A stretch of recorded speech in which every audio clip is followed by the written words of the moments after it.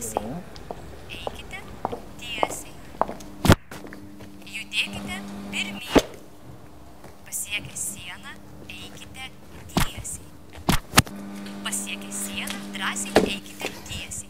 Įleiskit! Eikite tiesiai. Eikite kiaurai sieną.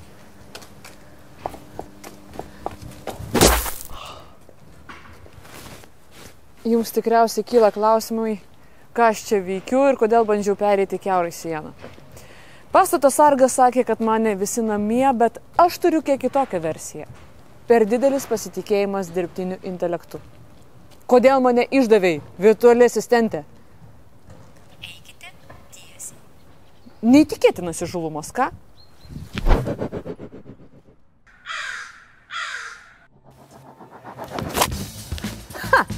Čia atėjau neatsitiktinai. Noriu išsiaiškinti, kiek galima pasitikėti dirbtiniu intelektu, nes empiriniai tyrimai rodo, kad mažai. Susitikime su žmogumi, kuris apie dirbtinį intelektą išmano daugiau nei aš. Paskui mane.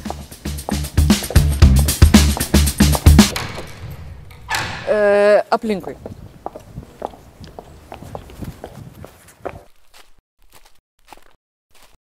Labadiena. Šiandieną sveikinuos su profesorium Tomu Krilavičium. Kaip jis pats sako, žmogumi. Bet jūs suprantat, kad aš irgi ne vakar gimus.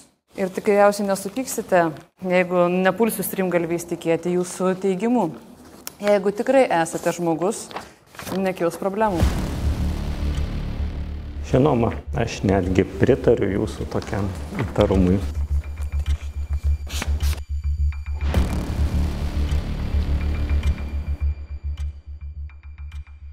Tomai, palaukit, neįsikiškite per giliai mano daiktų. Jūs suprantat, kad, kaip minėjau, nesu vakar gimusi, aš mačiau Matricos antrą dalį, aš žinau, kaip greitai tobulėja mašinos ir technologijos. Ką dabar jūs pasakysite? Bet žinot, kad žmonės dabar dažniau klysta kartais negu mašinos. O iš kur tai žinote jūs? Nes aš informatikos fakulteto dekanas. Ta mes ir tikrinam.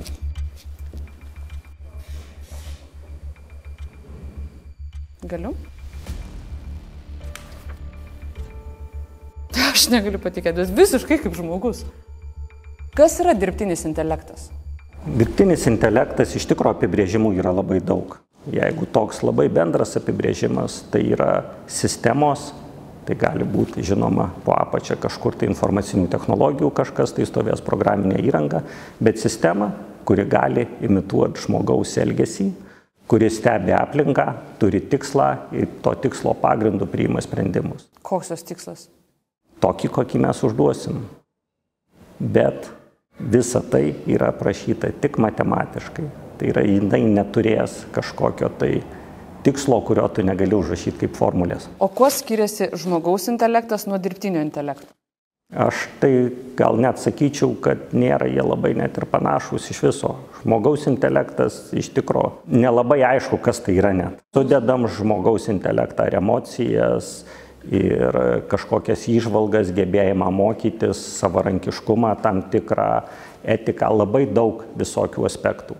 Dirbtinis intelektas tai yra formulė, kur mes įskaičiavom, naudodami daug pavyzdžių, tam tikrus koeficientus. Taip, jisai gali, paskui galima padaryti, kad jisai turbūt persimokytų, tie koeficientai kažkiek keistųsi, bet tai yra formulė. Tai net nėra intelektas. Na, aš sakyčiau, kad tai yra terminas, taip, iš senų laikų atėjęs. Mes taip sakom iš gailesčio. Gal iš gailesčio. Iš empatijos žmogiškos. Paprastai mokslininkai ir inžinieriai tai dažniau vadina mašininiu mokymu. Mašininiu mokymu, ne intelektu. Ne. Bet intelektas šiandien gražiai skamba. Jeigu aš naudosiuos dirbtiniu intelektu, taip, ar gali būti, kad aš būsiu apiplėšta? Ar jis gali nulaužti mano banko sąskaitą? Jisai pats tai nenulauž, bet žmonės, kurie, jeigu naudosit programinę įrangą, kuri yra sukurta kažkokių piktavalių žmonių, tai taip, bet čia nebūtinai turi būti dirbtinis intelektas, bet kas gali būti laiškas, kur kažkas blogo įdėta, dar kažkas. O dirbtinį intelektą jūs naudojat ir šiandien, ir daug. Aš naudoju. Taip. Iš kur jūs žinot? Elektroninį paštą turit? Naudojat. Naudoju. Yra brukalų filtras. Ar jį reikia keisti? Kas kiek laiko? Nereikia keisti. Brukalų filtrai ir yra dirbtinio intelekto modeliai, kurių darbas atskirt pageidaujamus laiškus nuo nepageidavimų. Paiešką naudojot internete? Taip. Visa ta dalis, kai jūs įrašot tekstą, nuo tos vietos dirbtinis intelektas analizuoja tą tekstą, paverčia į tam tikrų kodų ir padeda rasti informaciją, kurios reikia. Man buvo situacija, aš pasakiau, sugeneravo jis tekstą pagal mano sukurtą idėją, aš ištaisiau gramatinės klaidas, ištaisiau stiliaus klaidas, pastraipas perdėlėjau. Tai čia mano tekstas ar jo tekstas? Jūsų. Mano. Žinoma. Ačiū. O su filmukais? Irgi aš pasakau, ką sukurti. Irgi jūsų. Viskas mano. Taip. Nebent tuose modeliuose, kur generuojama tas modelis, paėmė ir tiesiai padarė kopiją kažkokio kito pavyzdžio, iš kurio buvo apmokytas. Tai šitą reiktų pasižiūrėti, aišku. Tai yra įrankis. Ką jūsų įrankiu padarė, tas yra jūsų. Vergas toks, taip, kur nemokamai dirba, aš duodu jam elektrą. Daug elektros. Mėgstat elektrą. Labai. O kaip atrodo dirbtinio intelekto darbo vieta, kur jūs fiziškai sėdė? Kokios sąlygos jį laikyti? Labai daug priklauso nuo to, apie kokius modelius tuos kalbam. Sakykime, jeigu mes kalbam apie didžiuosius kalbos modelius, kaip tas pačia GPT arba Copilotas, jie sėdi kažkur tai debesyje.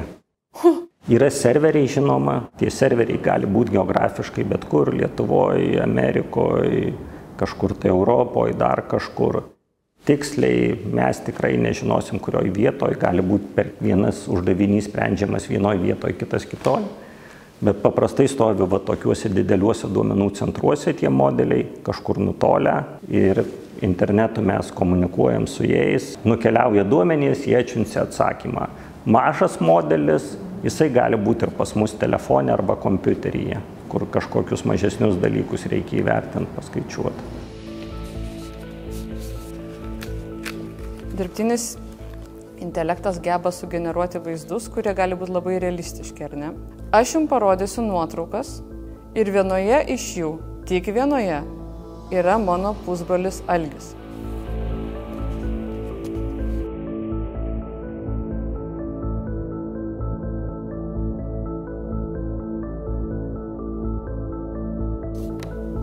Kurioje nuotraukoje yra Algis?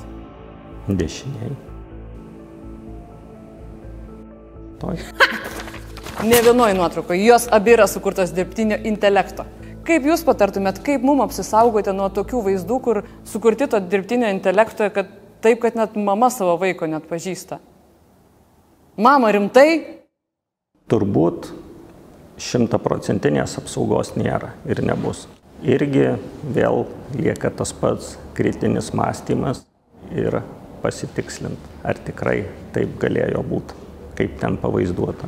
Nes taip vaizdai generuojami ir jų kokybė bus žymiai geresnė dar. Bus video tuoj kokybiški, kur irgi nepasakysim ar nufilmuota ar žmonės. Galbūt ten bus kažkokie elementai, gal bus kažkokie įrankiai, kurie identifikuos kai kuriuos atvejus.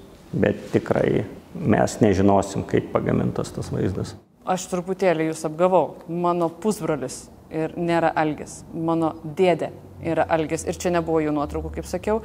Bet dėdė Algis labai nemėgsta dirbtinio intelekto ir ne tik žodžiais, bet ir darbais, jis tėvynę myli, jis rėkia, kad jis nekenčia dirbtinio intelekto, kad ten mašinos atims iš mūsų visų darbus. Šiaip jis stalius, bet tuo metu jis irgi ten daužė visus robotus siurblius, žoliapjovės robotus. Ir tai nėra jo darbas, bet jis bijo, kad atims tą jo darbą. O kokiom profesijom tikrai reiktų susirūpinti? Aktoriam, kaip suprantu? Nes vaidins už juos kažkas, kas? Labiausiai reikia susirūpinti tiem, kurių darbas yra labai rutininis ir mechanistinis, kaip darbas prie konvejerio kai kur ir panašiai. Staliam rizika turbūt nulinė. Seimui turbūt kažkiek, daliai tikrai, bet čia jau rinkėjai, ką jis rinks, kiek jį dirbtinio intelekto į Seimą jis rinks, nežinia. Yra kitų giminaičių, kurie, man atrodo, netgi bijo dirbtinio intelekto. Kodėl? Ir ar yra buvę istorijoje dar kažkokių tokių kitų dalykų, kurių irgi bijojo, bet gal ir nereikėjo bijoti? Ir ar nereikia bijoti? Pagrindinė baimė yra nežinojimas.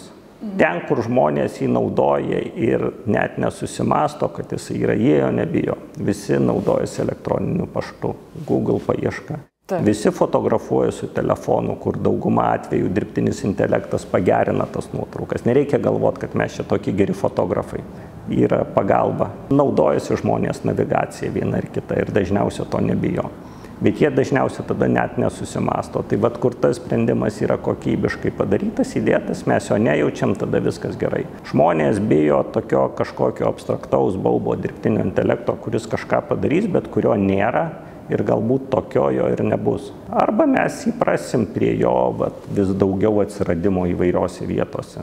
Tai ar žmonės bijo savo intelektu susikurto dirbtinio intelekto, kuris net nėra intelektas? Panašiai. Bijo to, ko nesupranta. Ar daroma kažkas, kad dirbtinis intelektas ir toliau vergautų žmogui, o ne atvirkščiai? Tai dauguma tyrimų ir dauguma inžinierinių sprendimų yra skirti tam, kad sukurti kažkokius įrankius, kurie padėtų žmonėm. Vienoje vietoje galbūt vaistų gamyboje arba lygų tam tikrų aptikime, rekomendacijom, kaip gydyti ligonius, bet taip pat tai gali būti pagalbinės priemonės, tarkim, sugeneruojant kažkokias tai skaidrės pristatymą, tai gali būti broko aptikimas gamyboje, gali būti sukčiavimo aptikimas bankininkystėje, kažkur tai vietų, kur tokius neįdomius darbus gali jisai atlikti, yra daug ir tikrai daroma to daug. Kur pasiteisins, kur daug kur turbūt reiks žmogui dirbti kartu su dirbtiniu intelektu, tai yra dirbtinis intelektas siūlys, žmogus priims galutinį sprendimą. Mano dėdė, ne pusbrolis, dėdė Algis, tikrai viską žino. Jis niekada nesako nežinau, niekada nebejoja, visada turi nuomonę, patarimų, bet kokia tema, bet kokiu klausimu. Ir aš susižavėjus klausiau, dėdė, sakau, kaip, iš kur? YouTube'as, radija, laikraščiai, Facebookas. Ir dar tai, kas ten per sienas girdisi. Tai gerai, o dirbtinis intelektas, kaip jis viską žino? Jeigu mes kalbam apie kalbos modelius, tai tikrai, arba kur vaizdą generuojam, tai tikrai jisai žino panašiai kaip jūsų dėdė. Tik jisai per sienas negirdi, tikrai kalbos modeliai mokosi iš tos informacijos, kurie yra internete. Ir surinkti vaizdai, video, tekstai įvairiausiai iš interneto, aišku, medija, Facebookas, viskas. Ir iš to tie modeliai yra apmokomi. Ir tada jie tiesiog tuo pagrindu, mes jai kažką parašėm, jie pratęsė mūsų sakinį taip, kaip būtų panašiausias pratęsimas, kokį jie rado daugybėje milijarduose pavyzdžių. Tai jie tokie prisitaikėliai didžiuliai, šnipinėja, ką mes sakom ir bando mus kažkaip kopijuoti, tokie kaip daugiausia būtų sakyta. Tam tikra prasme tai yra tokia ideali plagiato mašina, kuri perskaitė viską, kas yra, nieko nesuprato visiškai, bet atsimena puikiai, tarkim, kiekvieno žodžio vietą sakinyje, visuose sakiniuose, kur perskaitė, visuose tekstuose. Ir tada pagal tai parenka, jeigu mes pasakėm 3 žodžius, jisai parenka, kokia didžiausia tikimybė 4 žodžio, 5 ir taip pratęsia. Jeigu buvo daug gerų pavyzdžių, pratęsia gerai. Jeigu buvo mažai gerų pavyzdžių, pratęsia bet kaip. Tai išvardinkit, ką gero gali nuveikti žmogui dirbtinis intelektas, geriausi dalykai kokie? Aš galvoju, kad vieni iš geriausių dalykų yra vis tik tai medicininiai dalykai. Pavyzdžiui, gydymo pasiūlymas, ligų aptikimas, vaistų kūrimas, bet taip pat ir, sakykime, pagalba žemės ūkyje. Kaip parinkti geriausias trąšas, tinkamą kiekį trąšų, kad tręšti ne per daug, kada ką auginti, gali būti ir tokie sprendimai. Miškininkystėje, pavyzdžiui, kaip padaryti, kad miškas tarnautų ir žmonėm, bet ir tu gautum iš jo medieną, kaip optimaliai planuoti miško panaudojimą, kaip aptikti tam tikras ligas ir užkardyti iš anksto. Grįžtant prie dirbtinio intelekto saugumo, tai kiek jis yra saugus? Jisai saugus tiek pat, kiek ir bet koks įrankis, programa, kurį jūs naudojate telefone, internete, kompiuteryje. Tai yra, reikia naudoti tuos įrankius, kurie yra žinomi, nereikia ten teikti tokios informacijos, kurios jūs nenorėtumėt viešinti ar dalintis, kas tai bebūtų. Tai gali būti ir jūsų slaptažodžiai, bankų sąskaitos, kažkokios fotografijos, kuriomis nereiktų dalintis viešai ir visi kiti panašūs dalykai. Tai šitais dalykais tikrai nereikia ten dalintis. Ir kita dalis, kaip sakiau, tai, ką jie sugeneravo, ypač tekstą, jisai nebūtinai bus teisingas. Todėl reikia tikrai pasižiūrėti, pasitikrinti, įvertinti jo kokybę, ar tikrai ten nėra meluojama, ar prigeneruota kažkokių nesąmonių. Pasitaiko. Dažnai. Jeigu aš paklausčiau dirbtinio intelekto, kas yra mano tėvai, gali būti, kad man pameluotų? Tik tai pameluos. Asmeninės informacijos, konkrečios informacijos, dažniausiai jis jos tikslios ir neturi, arba šiuo metu yra ir saugikliai įdėti, kad jos tokios neteiktų. Na, nebent, aišku, jūs esate žinoma istorinė asmenybė. Taip. Tada gali būti taip iš istorijos vadovėlių, kas atkeliavo. Tai nežinau, gal jūsų atveju tai ir suveiktų. Tai suveiktų tada. Kas yra saugikliai? Kodėl reikalingi saugikliai? Ir jeigu jie iššauna, tai reikia tada atkelt ar nuleisti? Čia gal šiek tiek kitokie saugikliai.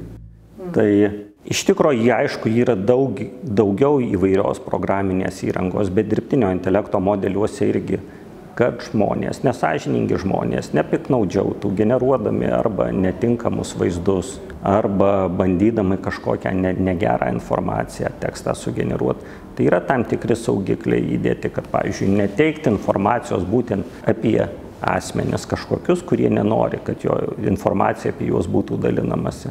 Taip pat generuoti realių žmonių vaizdus kažkokiais tai netinkamais tikslais. Tai va tokių apsaugų yra, bet vis tiek patiem reikia galvoti, kaip tu elgiesi galbūt ne tik dirbtiniam intelekte, bet ir internete, prieš kažką ten parašant arba įdedant kažkokią nuotrauką. Nes tai, ką tu ten įdėjai, ten liks amžinai. Amžinai? Amžinai. Tai jeigu nori būti amžinas, apsimoka? Žiūrint tik tai, ką nori, kad apie tave atsimintų. Nu, tiesiog, kad amžinas. Tada taip, tada bile ką. Ačiū. Ačiū, profesoriau. Viso gero. Viso gero. Eina kaip žmogus, aš negaliu patikėti.